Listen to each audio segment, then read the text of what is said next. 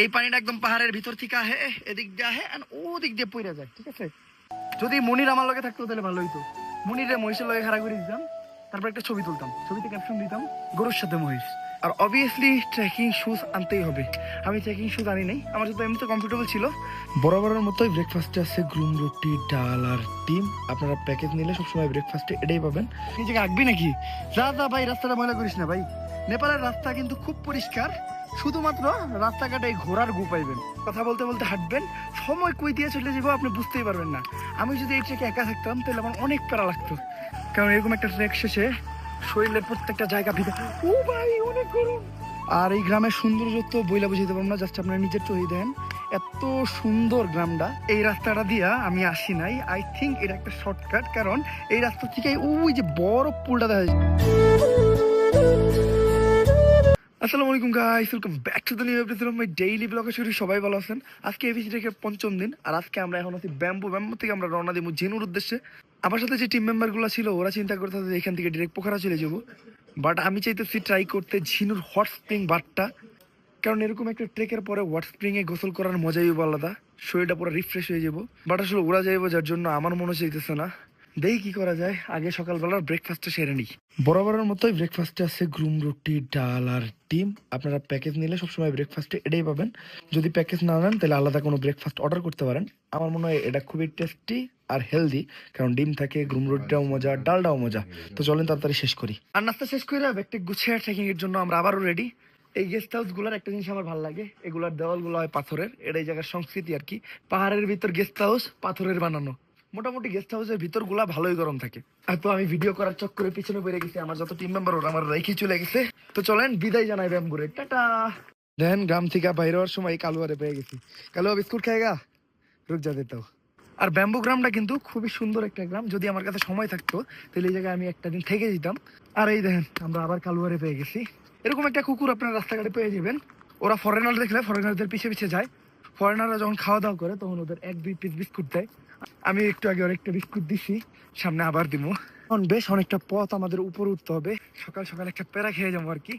আসার সময় যেই পথগুলো মজা লাগছে, যাওয়ার সময় ওই পথগুলোই সবচেয়ে বেশি পেন দিব।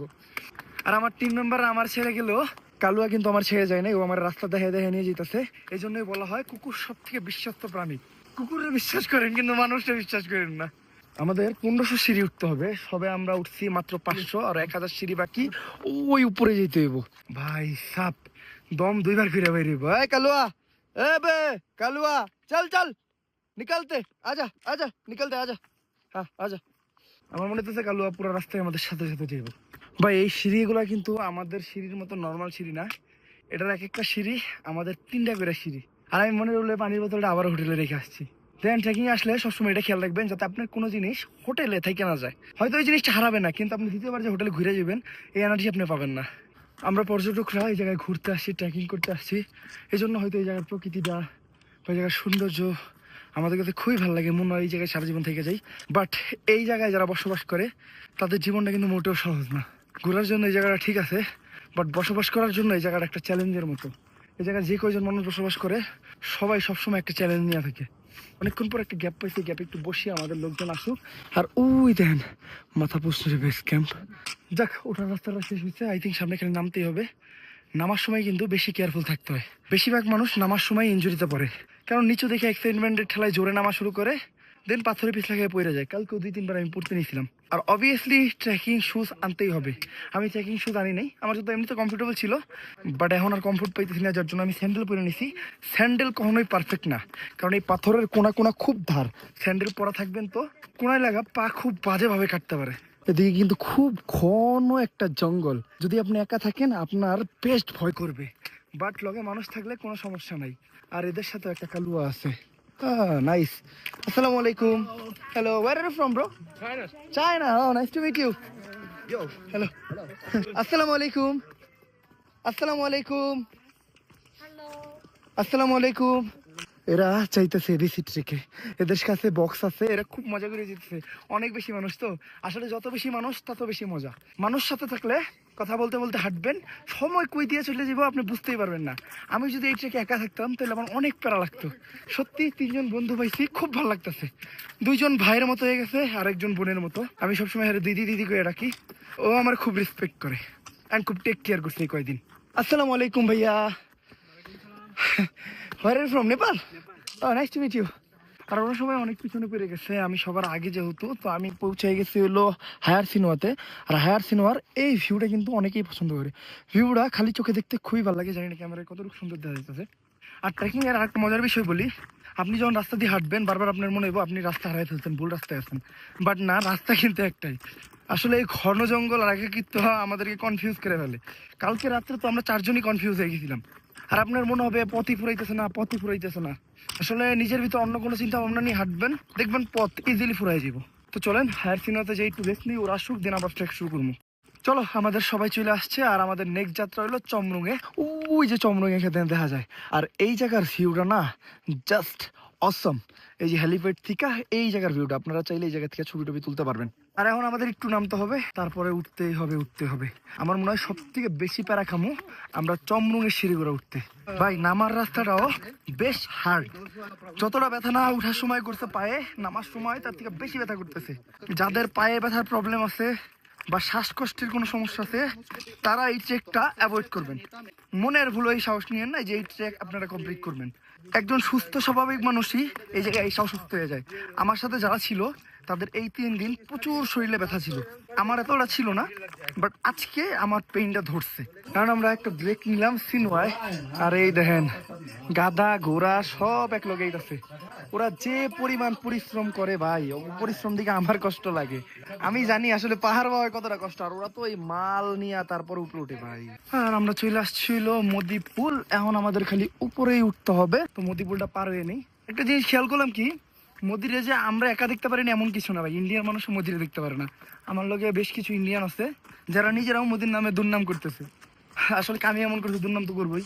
আর আমাদের সাথে যারা থাকে মোটামুটি সবাই মুসলিম, তো জানেনই তো ইন্ডিয়ায় মুসলিমদের অবস্থা কি। এই জন্যই আর কি ওরা মদিরে দেখতে পারে না। তো এখন ব্রিজটা ক্রস করি ভাই। এই ব্রিজ ক্রস করতে গেলে একটু ডরই লাগে ভাই, ব্রিজটা প্রচুর কাঁপে। আর এই যে আমাগুলো একটা শয়তান আছে, ও যখনই ব্রিজে উঠে না তখনই ব্রিজ নড়ায়। ও ভাই প্রচুর কাঁপতেছে। রাস্তা বানানোর কাজ চলতেছে এই জায়গায়, যাওয়ার দিন দেখে গেছিলাম। আস্তে আস্তে দেখি ওনারা অনেকটা কমপ্লিট করে ফেলছে, প্রচুর পরিশ্রমী লোকেরা। আসসালামু আলাইকুম চাচা। Thank you, welcome. আমি সবাই রে সালাম দিয়ে দেখা আমার নেপালি বন্ধুরা কইতেছিল যে সালাম না দিয়ে ওগুলো নমস্তে বলো, ওরা বুঝবো। সালামে ওরা বুঝে না। দেখেন ঘটনাটা এমন না যে আমি ওদেরকে বুঝার জন্য সালাম দিই। আমি ওদেরকে সালাম দিই মানে আমি ওদেরকে দোয়া করি যে আল্লাহ তোমাদের উপর শান্তি বর্ষিত করুক। আবার ঘটনাটা এমন হয়ে গেছে সবাই বুঝে না এমন কিছু না, 60% মানুষই বুঝে। যেমন আমি একজন নেপালি সালাম দিলাম, উনি কিন্তু বুঝছে। তো সালাম দেওয়ার মানে এটা না যে আমার সালামের উত্তর দরকার। সালাম দেওয়ার মানে এটা আমি ওনার সম্মান প্রদর্শন করছি, আল্লাহ তাআলা যাতে ওনার যাত্রা, ওনার জীবনে শান্তি বর্ষিত করে। ভাই রে ভাই, ওই জায়গায় ঘোড়াটা দাঁড়ায় আছে, হ্যাঁ ঘোড়াটার জোশ লাগতেছে, সাদা ঘোড়া সেই। ওরে ভাই উঠতে উঠতে দম বেরিয়ে যেতেছে। এখন আমরা চমরঙেই আছি, কিন্তু আমরা যে আপার চমরঙে, আর আপার চমরঙের যে রাস্তা আসার সময় নামতে খুবই মজা লাগছে, এখন উঠতে খুব পেন খেতেছি। ওই যে বলে না মজার পরে সাজা আছে, এটা হইলো ওই সাজা। আমার লগে যারা আছে তারা তো অনেক পিছনে, ওরা একটু কম এনার্জেটিক, আমরা তো আগে এসে পড়ছি। বাট সবাই খুব প্যারা খাইছে আর কি। চমরঙের এই উপরের সাইড থেকে খুব সুন্দর একটা ভিউ পাওয়া যায়, সেটা হইলো মাছাপুস্ত্রে। আর এটার নাম কি আমি জানি না, অন্নপূর্ণাই না কি এরা, নাকি অন্নপূর্ণা ওই পাশে, আমি আসলে কনফিউজ। আমি যে অন্নপূর্ণা ভিজিট করে আসছি তাও কনফিউজ। তো সবসময় কিন্তু এরকম ভিউ পাওয়া যায় না, বেশিরভাগ সময় নাকি এটা মেঘেই ঢাকা থাকে। বাট আমাকে কপাল ভালো, আল্লাহ তাআলার রহমতে আমরা খুব সুন্দর ভিউ পাইছি। এমনকি অন্নপূর্ণাতে যেও এইরকম ক্লিয়ার যে একটা ভিউ পামু অন্নপূর্ণার, এটাও আমি আশা করিনি। আর এই উপর থেকে যে ঝর্ণার পানিগুলো গড়ায় আসে না, এই পানিগুলো কিন্তু খুবই পরিষ্কার। এই জায়গার যত পর্যটক আছে আর লোকাল মানুষ আছে সবাই এই পানিগুলাই কালেক্ট করে খায়। সো আমরা আমাদের সবার বোতলগুলো এই পানি দিয়ে ফিল আপ করে নিচ্ছি, হালকা পাতলা মুখ টুক ধুমু। আমাদের টিম মেম্বার আসলে আমরা আবার রওনা দিব। আর এই দেখেন পাহাড়ি মহিষ, এই পাহাড়ি মহিষগুলো কিন্তু খুবই ভদ্র প্রকৃতির। আপনি যে রাস্তা দিয়ে চলাচল করবেন এরা ওই রাস্তা দিয়ে চলাচল করবে, বাট এরা আপনাদের কোনো ক্ষতি করবে না। আর আমার যতটুকু মনে হয় এরা মানুষের ভাষা বুঝে। আমি হাঁটতেছিলাম, একটা মহিষ আমার সামনে দিয়ে যেতেছিল, আমি এমনি শয়তানি করে কইছি যে সাইডে যা, পরে দিকে আসলেও সাইড দিয়ে চলে গেছে। আর দেখেন কত শান্তশিষ্ট ভাবে খাইতেছে। যদি মনির আমার লগে থাকতো তাহলে ভালো হইতো, মনিরে মহিষের লগে খাড়া করে দিতাম, তারপর একটা ছবি তুলতাম, ছবিতে ক্যাপশন দিতাম গরুর সাথে মহিষ, রাজা মহারাজারা আইতাছে এখন সাইড দিতে হইব। এই জায়গার রাজা মহারাজা হইলো এই ঘোড়াগুলা, ও গো সাজ দেখেন যেমন সুন্দর ওদেরকে সাজাইছে, ওদের গলায় একটা বেল দিয়ে দিছে, ঝুনঝুনি ঝুনঝুন ঝুনঝুন করে, যাতে মানুষ জানতে পারে যে জায়গা দিয়ে ঘোড়া চলতেছে, তো একটু সাইড হয়ে যায়। এতে পর্যটকরা কখনো ঘোড়া দ্বারা কোনো ক্ষতিগ্রস্ত হয় না। কিরে ভাই তুই কি জায়গায় আঁকবি নাকি? যা যা ভাই, রাস্তাটা ময়লা করিস না ভাই। নেপালের রাস্তা কিন্তু খুব পরিষ্কার, শুধুমাত্র রাস্তাঘাটে এই ঘোড়ার গু পাইবেন, হালারা খুব ডিসগাস্টিং, ওরা জেনেই না এগিয়ে দেয়। আর গান্ধুক পার করার সময় একটা চেক পয়েন্ট পড়বো, সেই চেক পয়েন্টে আমরা যাওয়ার সময় চেকিং করাইছিলাম পারমিটটারে, ঘুরে যাওয়ার সময়ও তারা চেকিং করলো, দুইটা সিল মেরে দিল। এই সিল ছাড়া কিন্তু এই জায়গা থেকে বাইরে সম্ভব না। চেকিং খুবই ইজি, আপনারা কোনো কিছু জিজ্ঞাসা করবো না, জাস্ট কাগজটা নিবো আর একটা সিল মেরে দিব। আমার মনে হচ্ছে আমার ফ্রেন্ডরা আমার থেকে 1-1.5 কিলোমিটার দূরে। আর আমরা গান্ধুকের মেন পয়েন্টে এসেই বসছি, ওই যে আমাদের কষ্টের অবসান ঘটবে ওই জায়গায়, ওই জায়গার পর থেকে খালি নিচে যাবো নিচে যাবো আর নিচে যাবো। ট্রেকিং করতে করতে দুপুর হয়ে গেছে, বেশ খিদাও লাগছে, যার জন্য আপেল নিয়ে গেছিলাম, আপেল এখনো শেষ হয়নি, তো আপেল খেয়ে নিই। আর একটা কথা বলতে হয়, নেপালিদের মিউজিক চয়েস কিন্তু খুবই ভালো, জাস্ট শুনেন, সুন্দর একটা মিউজিক আসতেছে। ওদের মিউজিক চয়েস বেশ ভালো। তো এরকম একটা জায়গায় আপেল খাইতে খাইতে এরকম সুন্দর ভিউ দেখা এরকম নেপালি গান শোনার মজাই আলাদা। আর চমরং পার করার সময় চমরং আর ঝিনুর মাঝামাঝি জায়গায় একটা গ্রাম পড়ে, যে গ্রামটা আমার খুবই ফেভারিট বললেই চলে। যাওয়ার সময় এই গ্রামের পরিবেশ এবং মানুষজন খুবই ভালো লাগছে আমার কাছে। আর এই গ্রামের সৌন্দর্য তো বইলা বুঝাইতে পারবো না, জাস্ট আপনারা নিজের চোখেই দেখেন, এত সুন্দর গ্রামটা। আমার মনে চাইতেছে যে একটা বাড়ি নিয়ে এই গ্রামে থেকে যাই। দেখেন জাস্ট ভিউটা, নদীটা কত সুন্দরভাবে বয়ে গেছে, গ্রামের প্রত্যেকটা ঘর কিভাবে স্টেপ বাই স্টেপ সাজানো, আর মানুষগুলো অনেক জোস। আমি চিন্তা করতেছি বর্ষাকালে যখন এই নদীতে পানি থাকবো তখন এই গ্রামের অবস্থা কেমন থাকবো। মাশাল্লাহ মাশাল্লাহ, আল্লাহ তাআলার সৃষ্টি এত সুন্দর। আর তার উপর যদি আমরা মানুষরা একটু পরিষ্কার পরিচ্ছন্নভাবে থাকি, একদম জৈমা ক্ষীর। প্রত্যেকটা বাড়ির আঙিনায় কত সুন্দর ফুল বাগান, প্রতিটা বাড়িতে কোনো বাড়ি বাদ নাই, বড় আর ছোট বাড়ি নেই, প্রত্যেকটা বাড়িতে একই অবস্থা। এত ভালো লাগে আমার, আমি বইলা বুঝাইতে পারবো না। এই গ্রামটা মানে এটা বলতে পারেন আমার স্বপ্নের গ্রাম, মানে আমার যদি স্বপ্নের কোনো গ্রাম হয় তাহলে এই গ্রামটা হইব সেম এইরকম। আমি ভুল করে অন্য রাস্তায় ঢুকে গেছিলাম, তো এই জায়গায় যারা কৃষিকাজ করতেছিল তারা আমার সঠিক রাস্তাটা দেখাই দিল। এমনকি আমার রাস্তা দেখানোর জন্য তারা অনেকটা দূর হাইটে আসছে। মানুষ কতটা ভালো একবার চিন্তা করেন। তো এই রাস্তাটা দিয়ে গেলে নাকি আমি খুব ইজিলি যেতে পারবো, কিন্তু রাস্তার থেকে ভিউটা ভাই জোস জোস। এই রাস্তাটা দিয়া আমি আসি নাই, আই থিঙ্ক এটা একটা শর্টকাট, কারণ এই রাস্তা থেকে ওই যে বড় পুলটা দেখা যাচ্ছে, আপনারা দেখতে পারবেন না বাট আমি দেখতে পাইতেছি। কিন্তু রাস্তাটা ভাই বেশ ডেঞ্জারাস, উঠতে গেলে দম বাইরে হয়ে যেত। কপাল ভালো উঠার টাইমে এই রাস্তা দিয়ে উঠেই নাই, বাট নামার টাইমে তো রিল্যাক্সে নেমে যেতেছি, সেই মজা লাগতেছে। বাট আমার এবিসি ট্রেকের যে মেম্বারগুলো ওরা অনেক পিছিয়ে বেড়ে গেছে। আই থিঙ্ক ওরা আজকে পোখারা ব্যাক করবো, আমি তো আজকে পোখারা ব্যাক করতেছি না, আমি হট স্প্রিং নিবো, নেওয়ার পরে যদি গাড়ি চলাচল করে তাহলে পোখারা ব্যাক করবো। ভাই সাব এই জায়গাটা থেকে বেশ ভয় করতেছে, হাইটটা একবার দেখেন, যদি কোনো রকম পাটা পিছলে যায় সিধা নিচে। ও ওই যে টুরিস্ট, এখন ওরা উপরে যেতেছে, আমরা বুঝবো সামনে ঠেলাটা কি, আমরা তো ঠেলাটা বুঝে গেছি, বাট ঠেলার পরে যে ভিউটা পাইবো ও আলহামদুলিল্লাহ মাশাআল্লাহ। আর এখন আমি রিয়েলাইজ করতেছি যে আমরা যাওয়ার সময় কত কষ্ট করছিলাম। এই ঝিনুতে উঠছি তো আমরা রাত্রেবেলা, যার জন্য আমরা টের পাইনি যে রাস্তাটা কতটা উঁচু ছিল। আমার মনে হয় এই ট্রেকের সব থেকে উঁচু রাস্তাই ছিল ঝিনুর রাস্তাটা। বাইরে ভাই নামতে যে দম বন্ধ হয়ে যেতেছে। আর হাঁটতে হাঁটতে আমি চলে আসছি ঝিনুর হট স্প্রিং টিকিট কাউন্টারে। এই জায়গা থেকে আমি একটা টিকিট নিয়ে নিছি, যেটার দাম নিচ্ছে 200 টাকা। আর হট স্প্রিংয়ে যেতে গেলে নাকি এখান থেকে 10 মিনিট হাইটে নিচে নামতে হবে। আমি চিন্তা করতেছি হাইটে যদি 10 মিনিট নিচে নামি, উঠতে গেলে কত মিনিট লাগবে। যাক উপরে আল্লাহ আছে, আল্লাহ দেখবো, আমি হাঁটা শুরু করি। বাইরে ভাই এটা কি হট স্প্রিং এর রাস্তা নাকি ছাগলের রাস্তা? ছাগল আর ছাগল।